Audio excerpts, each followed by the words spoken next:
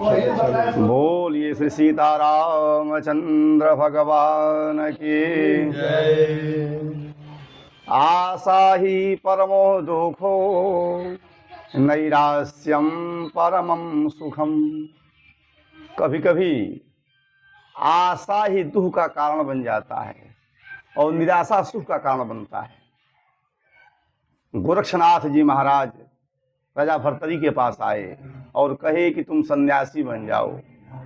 राजा कहे गोरक्षनाथ जी महाराज से कि इतना सुंदर मेरा राज्य वैभव है, इतनी सुंदर मेरी रानी है, आप कह रहे हैं दीक्षा लेकर के जाए सन्यासी बन जाओ।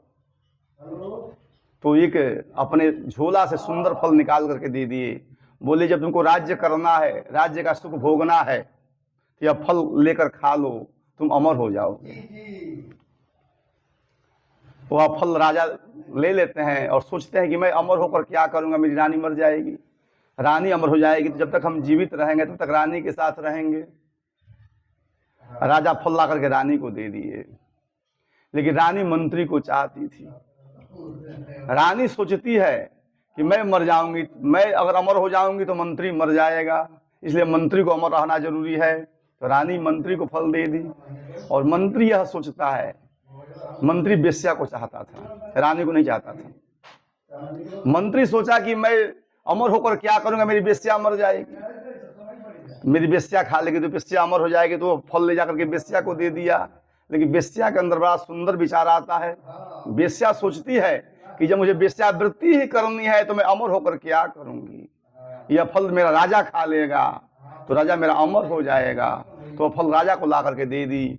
राजा के ऊपर जब फल मिलता है, अमर फल मिलता है, राजा सोचते हैं कि भाई फल कैसे वेश्या के पास चला गया। पता किए, पता करने से मालूम चला कि राजा के पास से रानी के पास, रानी के पास से मंत्री के पास, और मंत्री के पास से वेश्या के पास, वेश्या के पास से राजा के पास फल आया।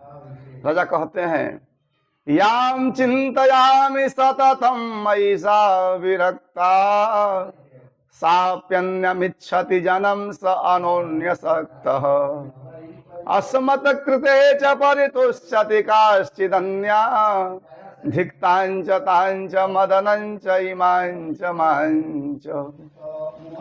जिसका मैं निरंतर चिंतन करता हूं वह मुझसे विरक्त रहती है, वह किसी अन्य पर आसक्त है, और वह जिस पर आसक्त है वो भी किसी अन्य पर आसक्त है।